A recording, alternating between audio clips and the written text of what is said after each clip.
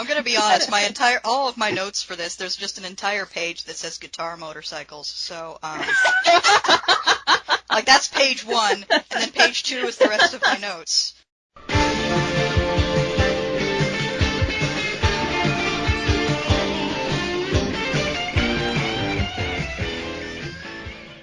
Hey there, I'm Annie. I'm Kit. And I'm Mac. And this is the JEM JAM, where we do an episode-by-episode recap of the 1980s cartoon Jem and the Holograms, because it is truly, truly outrageous and also truly, truly insane. We are starting with episode 1 of season 1, aptly titled The Beginning. And last episode, if you want to check that out, we also mentioned sort of how we got into Jem, what our thing is, what is up with the music videos, some of the history. So if that's what you're interested in before just jumping right in and want some context, I would give that a listen first. The Beginning is the first of, I believe, a 4 or 5-parter that was released as a miniseries. I believe in some of the airings they're actually cut up by episode break, which is why so many of them end on insane cliffhangers. These were all written by Christy Marks, the creator of the show. Her screenwriting stuff, she tended to only come in for the beginning and the end. But when you've got a Christy Marks episode, you know you're in for some very high-quality soap opera garbage. Shall we dive right in? Well, my first note here says most 80s theme song ever, so... Theme song, it's amazing. It really is. And honestly, like, really good production values for the rest of the show. I watched it, and there was just, like, glitter pouring out of my TV screen, which was incredibly difficult to get off the floors, for the record.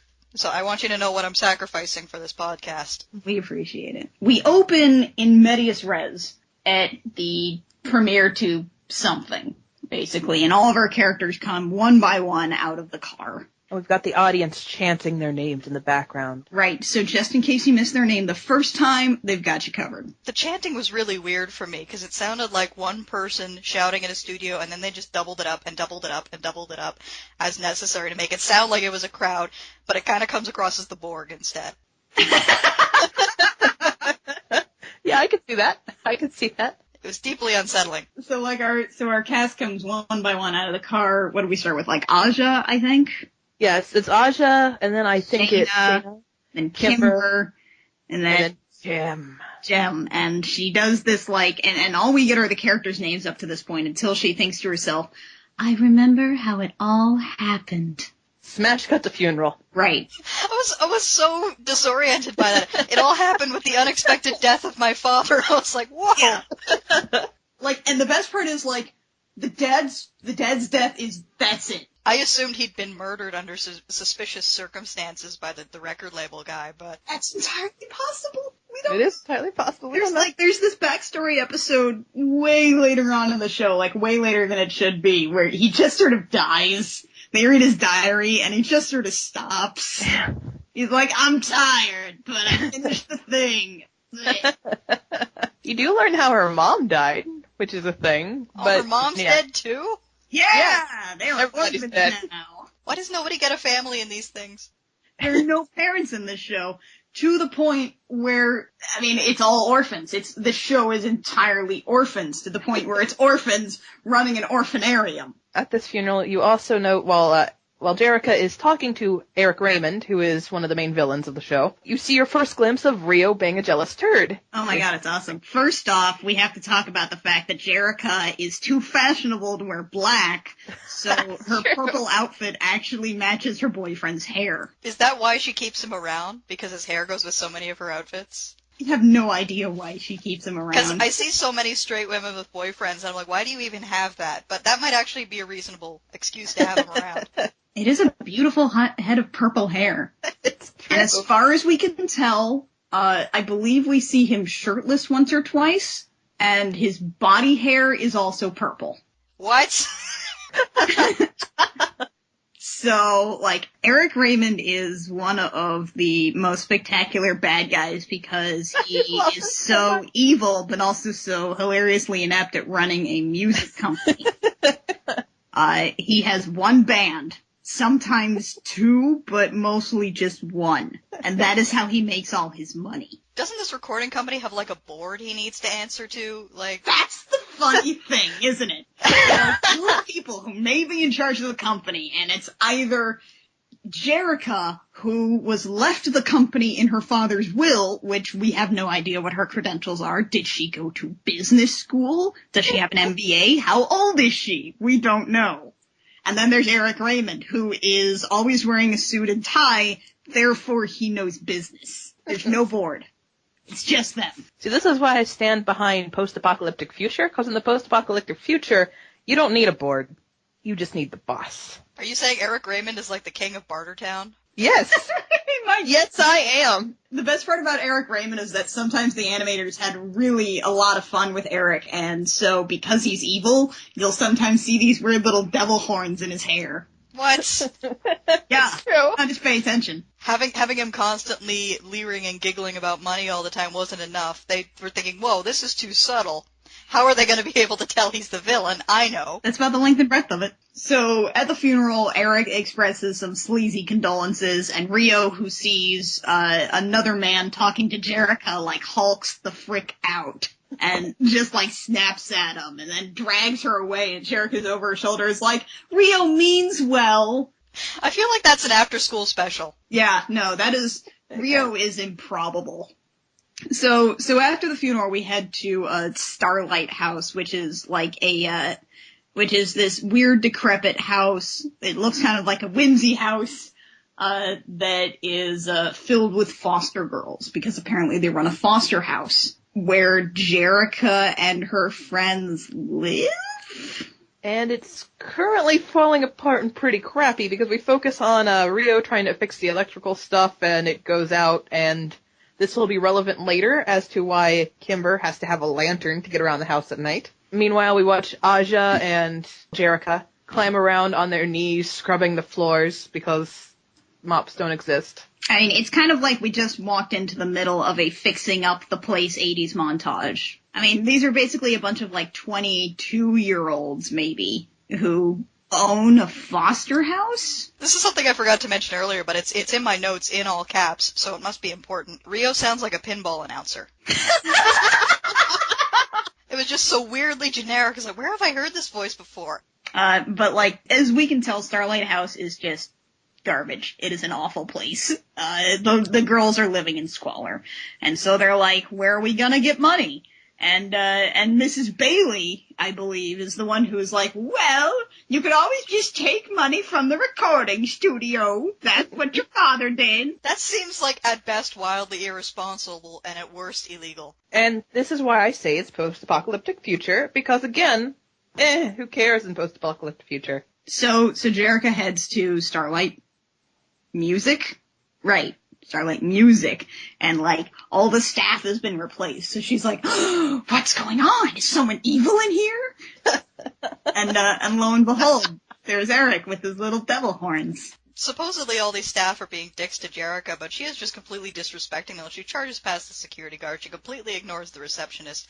Jerrica's just a dick to service workers. Yeah, she is not nice to them. And these people are just doing their jobs, and she's acting like they're dicks for doing so. Yeah.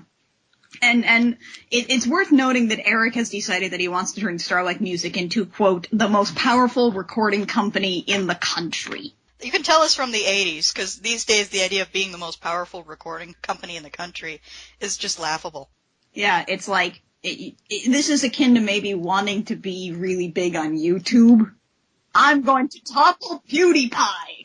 So Eric has a plan to make Starlight Music the most powerful recording company in the country because he has a new band. And that's when they arrive. Like, this scene is just so baffling to me because I'm still not entirely sure what happened. Like, it seems like the door busts open, but it's not the front door to his office. It's like a door off to the side, which means they were just waiting in his closet for like a dramatic entrance. And then they come in on like these guitar motorcycles and start driving around the office.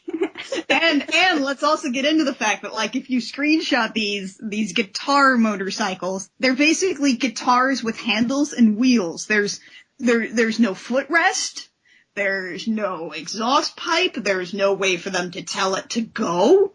And so let us introduce our misfits. Pizzazz, Roxy, and Stormer. So Jerrica's like, get off those abominations. Stop riding motorcycles in here. They function neither by the laws of engineering nor the Euclidean way we perceive space and distance. Please leave my father's office so that I may once again perceive space and time as a rational human may. And the Misfits respond with a music video. So this is our first music video of the show. Again, we sort of discuss what the hell is up with the music videos in episode 0. So pop over there if you're as baffled as we are. But the song is Out of My Way. It's weird because is this band supposed to be like punk fusion? Because this song sounded like ABBA. You're right, it did. Like I was listening to this and going, this is an ABBA song. Like I'm pretty sure, not one of the good ones. Like all the good Misfit songs, they all work along the same way, which is, I get everything, I'm awesome, me, you suck. So like, that's just sort of their introduction. They don't even start with words, just out of my way. And then at the end of the music video, you get Pizzazz sinking into the chair and reality reasserts itself and she just starts talking. And Eric just starts talking. Are we gonna pretend this didn't happen? The chair that they are sitting on, as far as we can tell, has not existed before this moment, and it is right below these photorealistic lips that someone just drew on the wall and stuck there. Was this like a Rocky Horror showing, and then they just kind of took over the space afterwards and didn't bother to get rid of any of the paraphernalia? I'm gonna go with that. Are we gonna find some feather boas tucked away in a corner somewhere? I don't know, that seems like the kind of thing Eric Raymond would do on his off hours. He seems like a Rocky Horror Show performer. Yeah, he's Dr. Frankenfurter. He's got the body for it. Let's be honest. Yeah. Eric announces that there's going to be a battle of the bands as a promotional material for the Misfits because he's going to make sure that all the other bands are so awful that the Misfits sound great. But they're like, but we sound great anyway. And Jerrica's like, we're gonna stop you because you're mean to me. And your music is trash. She explicitly says that their music is trash. Yep. Right. Which is rude. That's just rude. Rude. Very much so. Rude. So far, Jerrica's not a particularly sympathetic protagonist here. No, not really. No, but her father's dead. Her father's dead, and that's how you know she's the good guy. Right, exactly. Basically. And so she goes home. All the lights are still off from Rio's spectacular failure at being an electrician. And so someone has left this gigantic pink box, and she opens it, and she's like, oh, what beautiful earrings, at these, like, pieces of plastic that somebody cut some stars out of. And then the best thing ever happens. The earrings glow, and this woman appears in their room. It was just like, has the absolute worst design in the show. She looks like an instructor in an aerobics video. Yeah, she does. She absolutely does.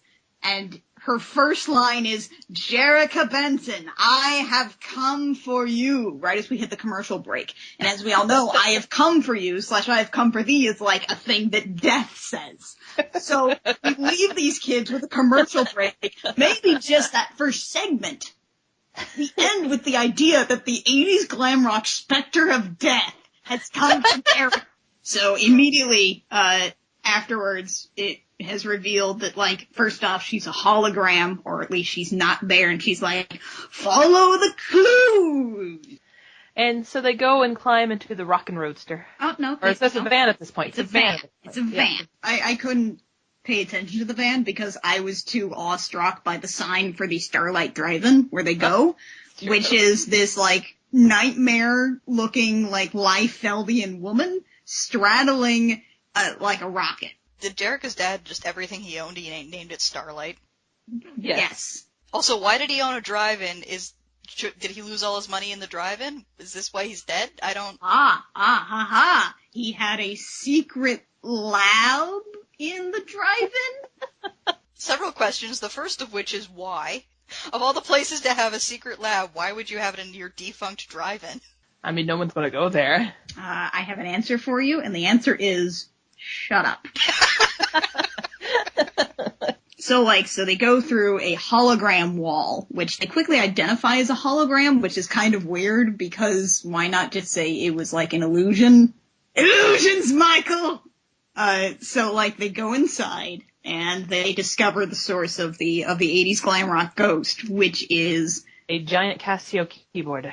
with the screen on it and some big blinky lights. So the ghost introduces herself as Synergy, who is a holographic construct made by Jerrica's father, who ran a music company and a foster house and designed holograms. Created artificial intelligence. Synergy is capable of producing completely realistic, maybe tangible holograms both on her own and through the conduits that are Jerrica's new earrings. She says she is a highly advanced artificial intelligence who is designed to be the, quote, ultimate audio-visual entertainment system. So he was able to create artificial intelligence, and he decided what he was going to use this for was glam rock shows.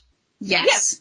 And it's worth noting that the only way you can, interface with this thing, besides talking to it, is by banging your fingers on the keyboards. Synergy pulls back a wall to reveal that her father has been collecting glam rock outfits. That we'll never see again. Real clothes. They're not like holographic clothes in the same way that the gem disguise is later on. These are all real people clothes made of real fabric that he has been collecting that are in all of his foster daughter's sizes. Has he been wearing them? Maybe. I'd like to put our Rocky Horror theory back on the table. This is the big doll commercial phase. We've got all of these dolls with all of their costumes. We have a whole panel that slides back to reveal a whole bunch of musical instruments, enough to start, I believe Kimber calls it a dozen bands. Yeah. And a new car that rises up from the floor. The Rockin' Roadster, which they make sure to refer to explicitly by name. So they're like, I know what we have to do now. Yeah, they do the natural thing when presented with, artificial intelligence and hyper-advanced hologram technology and a crapload of clothes that maybe your father was wearing in his off time, and a whole bunch of musical instruments, and that is to start a glam rock band. And their first debut as a glam rock band happens to be at the competition that Eric Raymond is hosting, quotes around competition, please, where he's putting up the Misfits against the Limp Lizards, who are personally one of my favorite side bands. Limp Lizards actually sounds like a band I would listen to in real life. I'm not even going to lie. Me too. And the best part is whenever they need a third band that is not the Holograms or the Misfits or later on the Stingers, they put in the Limp Lizards. So they are a recurring band. And in the background, the main singer, I guess, of the Limp Lizards is the skinny blonde chick who just always looks kind of frustrated or kind of annoyed at what's going on, and she'll just kind of throw up her hands and walk away as the Holograms and the Misfits just kind of try to out-music each other. There's a lot to like about the Limp Lizards. The contest is over with that, I guess. So he's about to declare the Misfits the winner when the Holograms reveal that they had a stage right behind everybody this whole time where they did setup, sound check, everything, and they're ready to go. They set up a stage directly across from the Battle of the Band stage, directly in line of sight, and nobody noticed until they started playing. So this is where we get our second song, which is the first Gem and the Hologram song. Only the beginning. Right, only the beginning, because they're we're gonna be great. Only the beginning. We're gonna make it to the top. We're gonna, fly through a castle or something. But also, we're going to win at a crane game. And so, Jerrica does all these, holographic stunts because this is the point where she's introduced herself as her persona, Gem and the Holograms. Why she didn't just use her own name, I don't know. Well, then she wouldn't be able to pose as her own agent. That's true. And unnecessarily complicate the plot. Right. This is the first instance of Gem being a complete unnecessary complication of having the double identity. On which note, I don't know how this works, because she has Synergy create Jerrica Benton, the hologram, on the stage that Eric's by. He turns and he shouts at her, he runs straight for her, and then she says, shows over Synergy, changes her outfit, and then runs up on stage. Eric was looking at her the whole time. How did this work? I have an answer for you. It is shut up. So they're about to basically punch each other because they're mad about Starlight music, and one of them suggests essentially that we're gonna have another battle of the bands in a couple of months, in 6 months in fact, and the best band wins full control of Starlight music. i.e. Jerrica wins Folk and Kroll Starlight Music. And so there's a guy in the background who steps up at this point and he's like, by the way, I'm a millionaire. I'm carrying around this photo of my mansion. I'm gonna give it to somebody. But that's what I love about these. He says he's a movie producer. So this movie producer shows up to this crappy Battle of the Bands in the middle of a park for, like, no reason. But not only does he have a mansion on hand that he is prepared to give away, but he also has a very convenient photo of that somebody else is holding of the mansion. He's so rich, he's got goons to hold up his mansion pictures. Oh, and let's not also forget that because he's a movie producer, he's going to give a movie deal to these people. I don't remember what rock band movies were like in the 80s, but I'm assuming we're looking at, like, something based off of, like, A Hard Day's Night. Probably. I'm kind of hoping for this as Spinal Tap. But the thing to remember about this is that it's basically Jerrica running up to Eric, shouting, hey, you can't take my company. Eric going, can too, and if your band's my band, you can have it back. And Jerrica just saying, fine. Like, that's how decisions are made. That's true. Like, this is a verbal agreement. There's no contract signed. Eric has no reason to even, like, agree to this or even suggest it. He's an idiot. But he's wearing a business suit. So he knows what's going on. Right. This is how business works. Yeah, I'm just imagining, like, some poor PR person in his office, like, showing up later on saying, how many times do I have to tell you? I'm your first phone call.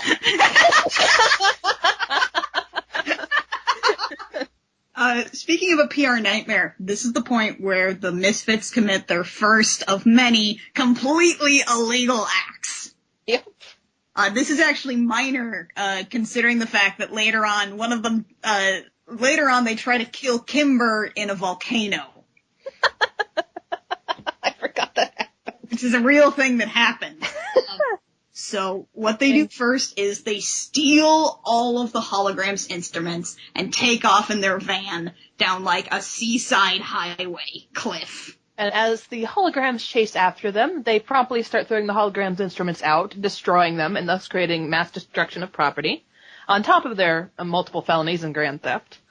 And then just for fun, Roxy starts flinging the instruments directly at the car, the Rockin' Roadster, and Aja ends up having to swerve off the road and goes off. So at this point, you can also put in, like, reckless endangerment, or even, considering that she was throwing the instruments straight at them, attempted murder. Here's what I don't understand. And I don't understand a lot of things in this show. Earlier on, they said they had enough instruments to start, like, 10 bands? Yeah. Why are they chasing the Misfits to get their stuff back? That's a good question. They have spares. You're going to tell me to shut up again, aren't you? Yeah. Shut up, Kit. So anyway, they end up dangling over a cliff. A literal cliffhanger. And when we come back, Jerrica has the sudden idea of, Rio is coming here now! She has no idea! How? Does he always drive this way? Does she have a link? Does she sense him? Does she sense his like, dude broness? She saw his purple hair coming from, like, a mile off. Oh, yeah, that's true. That's true. That thing sticks out. And so she creates, she has Synergy create a hologram JEM, who is about 5 feet too tall to be human. And her arms are about, her wingspan, let's go with that, is about that of a proportional, bald eagle. So she flags Rio down, and it's like, they're over there, maybe help them. And so then we smash cut to a picture of Eric Raymond holding a newspaper that's like, Rio Pachinko saves day. And he's like, do you know how many millions dollars of Free publicity or whatever? free publicity? Yeah. He's worried about the publicity. And Pizzazz, of course, is like, whatever, man, I don't care. And Eric's like, whatever, I'll make sure you win the contest. And Pizzazz is like, you better, because... Music video. Which I think is one of my and Annie's favorite music videos. Yeah, it is for the song Winning is Everything. So, I mean, this is like a Machiavellian deconstruction of the philosophy and how the ends justify the means. They illustrate this over the course of the music video in a couple of ways. Prime of which is there's a giant football on a football field. Pizzazz hatches out of it. She's like Attack of the 50-Foot Woman, and then she terrorizes the football players. So, okay, the weird thing happens after this song. Eric applauds. He was aware that the song was happening. Did he see all that? Did he see Pizzazz coming out of an egg on a football field as a giant? Did they just sit lady. there and sing the song for him a cappella? Because they didn't have their instruments. I don't know, I have this very careful theory, and that single act just blows it all away. But it's okay, because there's a subplot that's been going on in this episode that is going to be important soon, and we need to talk about the Starlight girls who live at the foster house and all have the most tragic 80s haircuts ever. Including Ashley, who is basically kind of the lead Starlight girl, because she'll show up a lot. You tend to notice her because she has the worst 80s haircut of all of them. And like this little yellow and pink outfit. Is this why their parents abandoned them? Is because they had bad haircuts? I think Probably. so, yes. Yeah. And basically it's all the girls being goody-goody and talking about an honor jar, which they're putting together as they slowly gain money, and they're going to buy a new fridge for the Starlight house. And they only have $30 to go. They're just so noble. So Ashley steals $30 from the honor jar and gets caught in the act. So the Starlight Girl's punishment is like, you have to get $30 for the honor jar. And she throws a fit about it. Maybe because she's 10 or something. Also because this is 1980s $30. I don't know how much that's worth right now. $30 in 1980 and 2015 dollars is $85.09. Holy jeez! So is she planning to sell a kidney, or? I don't know. She's got to earn $80. God, Ashley, you're right to be upset. So Eric Raymond is like yelling at a phone, and he is basically talking to the guy that is going to. He's basically going to stand in for the best character, Tech Rat, for these first 5 or so episodes. He is calling White Terminator Geordie LaForge. His name is like Buzzer. Yeah. But no, we'll just call him White Terminator Geordie LaForge. It's worth noting that if his name is Buzzer, he has it monogrammed on the back of his leather jacket. And he's like, yeah, you want to go scare them. Just rough them up a little. Just put the fear of God in them. And he's like, yeah, I'll do it, Mr. Raymond. And So what you want to do when you go to somebody's house, break in and scare them, is wear a leather jacket with your name across the back in enormous letters. yeah, and then you set the house on fire. Except for that wasn't necessarily his fault. That was Kimber using a lantern and then dramatically dropping it and then going, oh no, the lantern! And everything is paper, so it all catches on fire immediately. Right. So, like, everything is on fire, and Zipper escapes, and that is basically where our episode ends. Everything's on fire. Buy all our playsets and toys. Yeah, there we go. Maybe it'll still be there next episode. You don't know. This episode was a bit like the ending of Return of the King. It could have ended in like 5 different places, but it didn't. It just kept going. It felt like they scripted out the episode and they were running short, and they crammed some music videos in there and they were still running short. So they just put in 5 more minutes worth of crap in there to pad it out. I actually do remember in some of the Christy Marks commentaries where she was talking about how she always had to put aside so many minutes for music videos. And so she would, and then sometimes they'd just come through with only 2 music videos, and so then the episode would be like 10 minutes shorter than it normally would. Right. And They ran short by cutting out some of her plots. yeah. So, like, we're left on our to be continued for this 5-part miniseries. So next episode, we will find out if everyone's alive, and we'll have more acts of destruction from the Misfits. We'll have some more songs. We'll have some more weird animation errors. It's something to look forward to. So until next time, I'm Annie. I'm Kit. And I'm Mac. And don't forget to be outrageous.